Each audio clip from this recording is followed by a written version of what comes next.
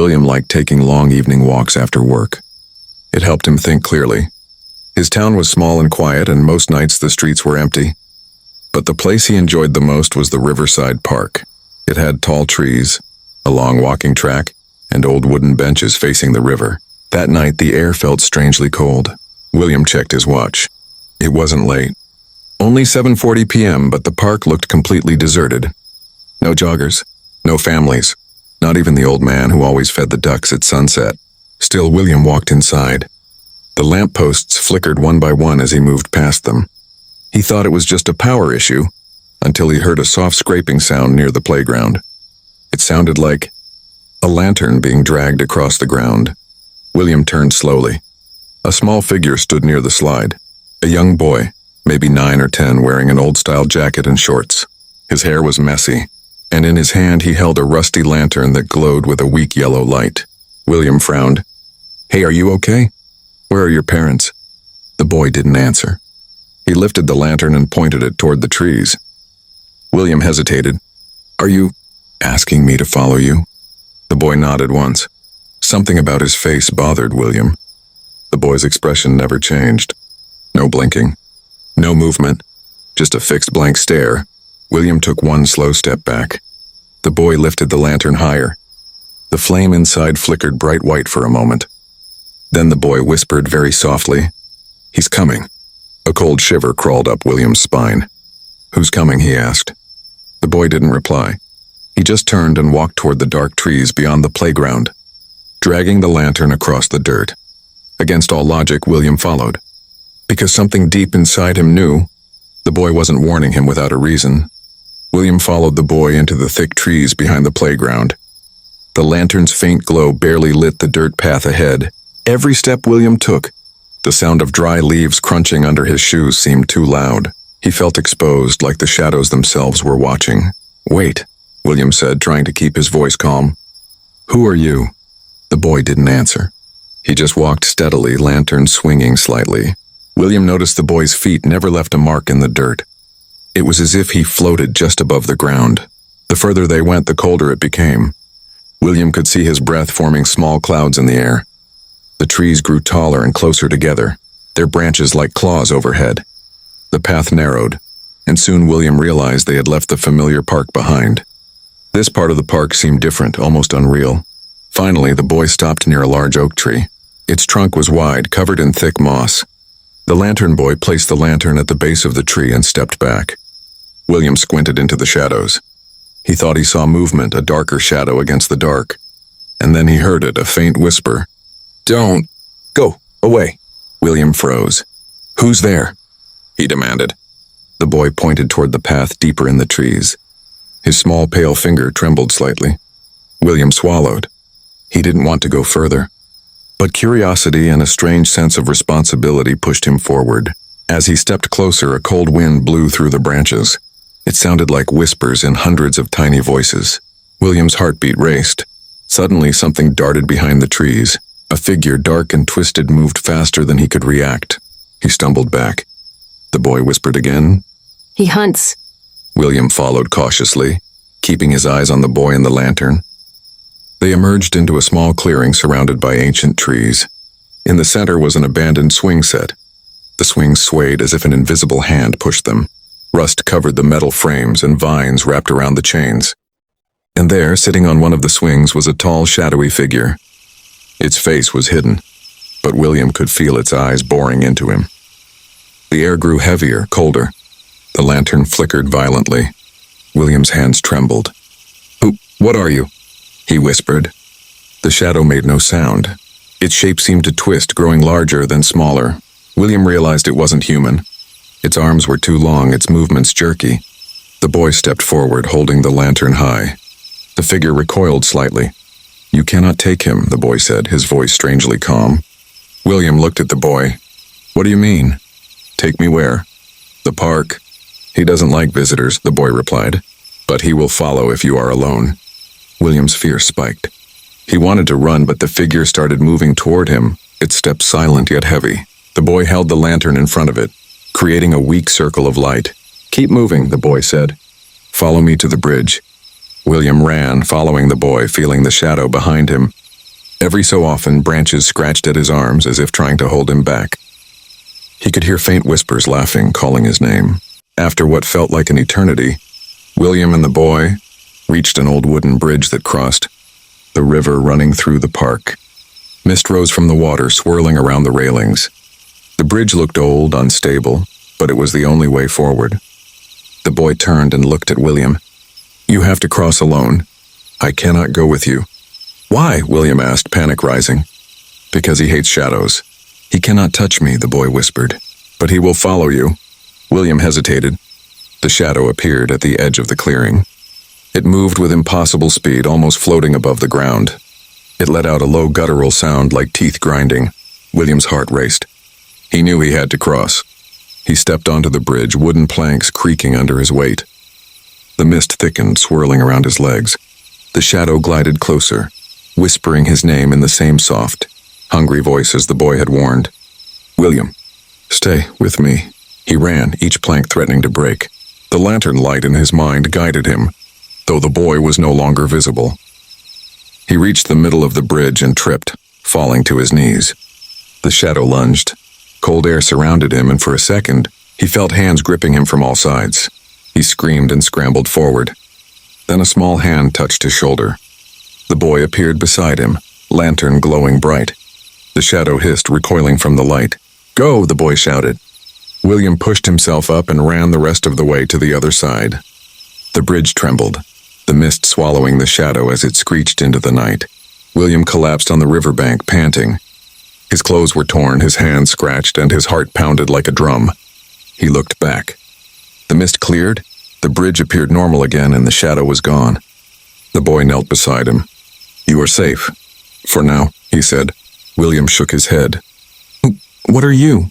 "And what was that thing?" "I am the lantern boy," the child said softly. "I guide the lost so they do not become his." William tried to speak, but no words came.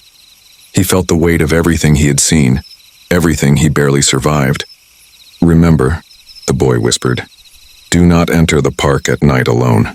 Never follow strange lights, and never ever look behind you." Before William could respond, the boy raised the lantern. Its light grew so bright that William had to close his eyes. When he opened them, the boy was gone. The park looked normal again. No mist, no swings, no lantern. William didn't walk back home that night. He ran. He didn't stop until the lights of his apartment were in sight. The next morning, everything seemed ordinary. Birds chirped. The sun shone. People walked dogs along the paths. But William never forgot the boy, the lantern, or the shadow. And sometimes, just sometimes, when walking near Riverside Park, he would see a faint yellow light flickering in the distance. He knew he had only survived because someone had guided him. And deep down, he knew that if he ever ignored the warning, the shadow would return. William had always liked visiting Greenfield Park late at night. It was quiet, safe, and perfect for thinking. He often jogged around the park when the streets were empty. But tonight was different. The air was still, almost too still, and a strange fog hovered near the playground. As William approached the old slide, he noticed something odd. The sand beneath the slide was disturbed, though no one had been there all day. Tiny handprints appeared in irregular patterns, as if someone had crawled across the sand. Probably just some kids messing around, William muttered to himself.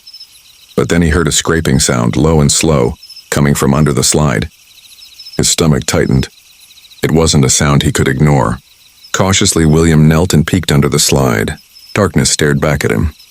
The scraping continued. Something was moving. Something alive. Before he could react, a hand shot out from under the slide. Pale, long, and thin, its fingers grasped at the sand. William stumbled back in shock. The figure under the slide slowly began to emerge. First an arm, then a bent torso.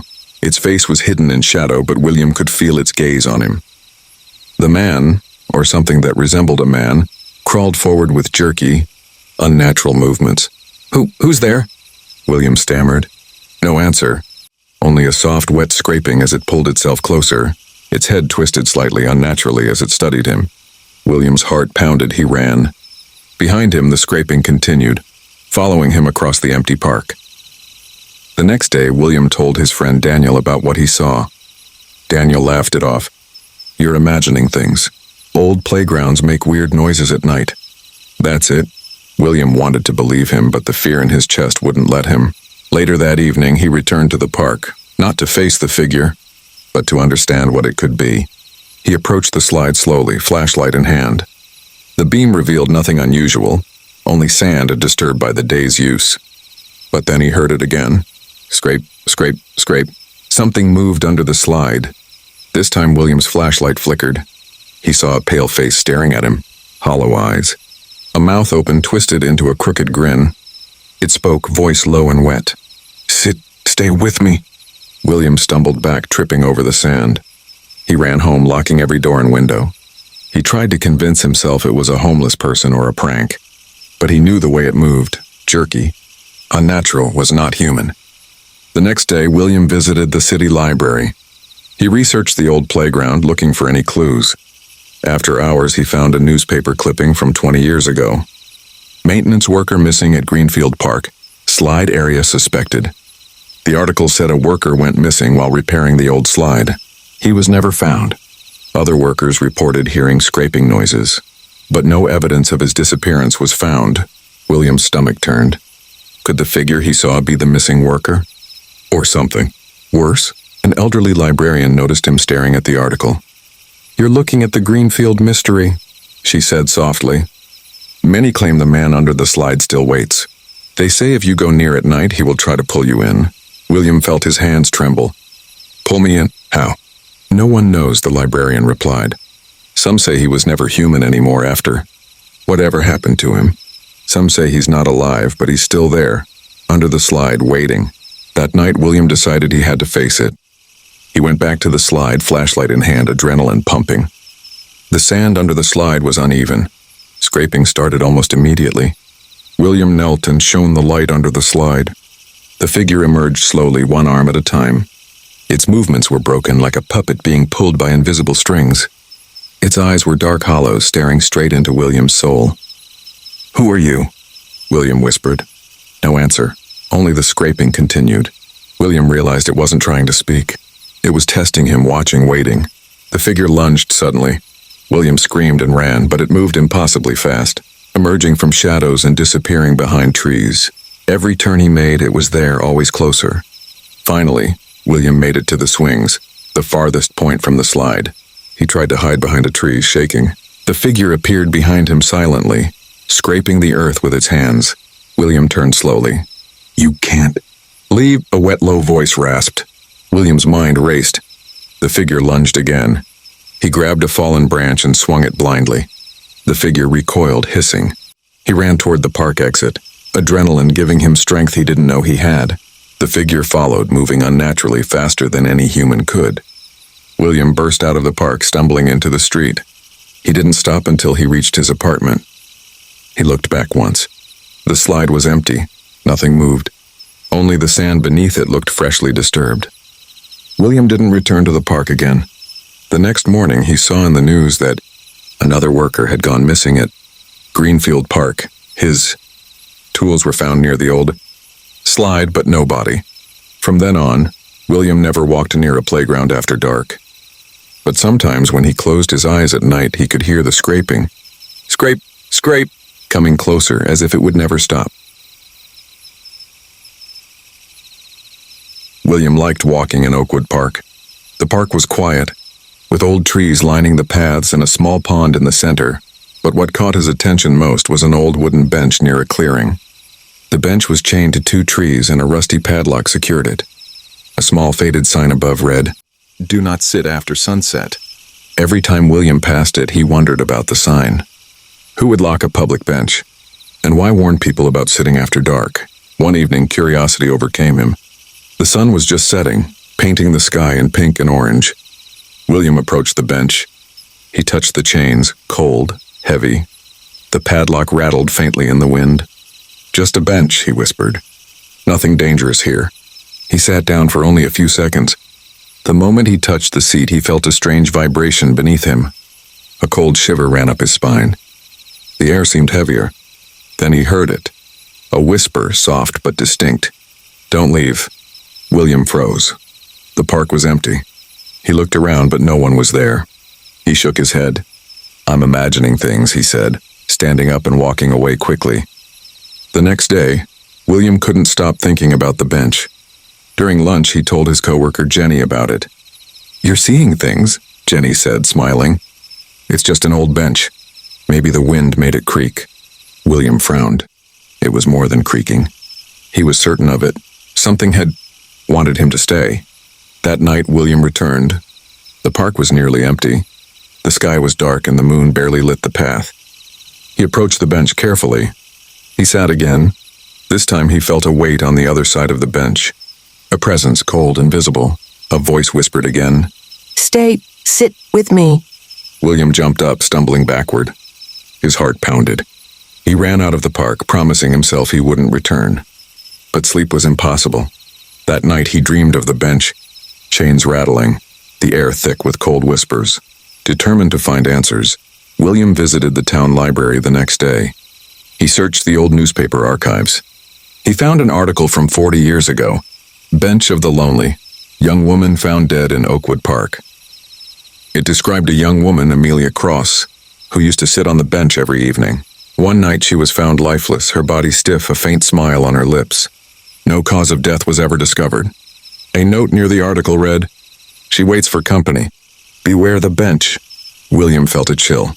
He realized the bench was more than old wood and chains, it was cursed. The next evening, curiosity overpowered fear. William returned to the park after sunset. Fog had rolled in, covering the paths. The chains of the bench rattled as he approached. He sat. Immediately the temperature dropped. His breath turned visible. He felt invisible hands on the back of the bench, cold and heavy. A soft voice whispered, "You shouldn't be here." But you came. William looked around. Nothing visible, only shadows. Suddenly he saw her, a pale figure of a young woman with hollow eyes, standing beside the bench. Her expression was empty yet desperate. "You sit," she whispered. "Stay with me." William's heart raced. He tried to stand, but invisible hands held him down. The chains rattled violently. The figure leaned closer and the whispers became louder. "Don't leave. Never leave." William used all his strength to break free and ran. The figure didn't chase him outside the park, but her voice echoed in his mind. "Come back. Sit with me." The next morning, the bench was gone. The padlock and chains had vanished. Only 2 deep scratches remained on the trees. People in the park said the city removed it. But William knew better. From that night on, he avoided the park after sunset. Yet sometimes when walking past the clearing, he could see a faint shape where the bench had been. And in the quiet of the night, he could hear chains rattling softly, whispering, Stay with me." William never forgot. The bench waited, and it would always wait for someone new.